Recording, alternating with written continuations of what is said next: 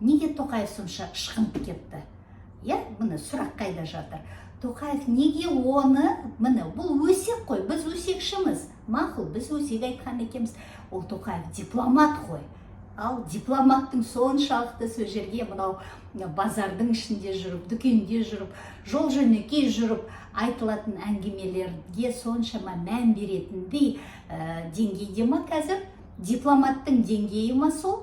Егер соншалықты бұл өсек болатын болса, бірдеме өмірі осы Тоқаевқа көрінетті жүреді. Анау қаңтардан бастап, қаңтарда 20 мың террорист кіріп кетіп, бір түнде ұшып кетті, халқымызды қырып салып. Одан қалды, енді қазір міне қайдағы бір жаңағы нелер толып жүр екен, арандатушылар. Мынау шетелдің ақшасына тайрандап, соны сіздерді арандатып жатыр екен. Шетел кімге ақша береді екен қазір? Өзі айтып тұр тағы да.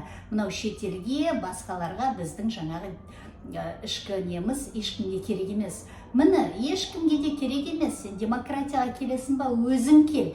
Украина неге әлі НАТО-ға кіре алмай жатыр? Өйткені олар жаңағы коррупция содан құтыла алмағандықтан, сондай минустары көп болғандықтан кіргізбей жатыр ол жаққа. Оған жағы ақшаны қазір беріп отырғаны, оның да сұрауы бар. Көріп отырсыңдар, Трамп қандай қылып табандарына таспаны тіліп жатқанын қазір Зеленскийдің сол ақшаның, берілген ақшалардың ізінен. Міне сол сияқты, мына блогерлар проплаченный, төленген сол ақшаны ақтап жатыр дейді. Тоқаев өзін, мына көкек өз атын өзі шақырады дейді. Өздері сондай қылып отыр ғой. Кеше күні ақшаны төлеп, анау Айдос Садықовты өлтіртті.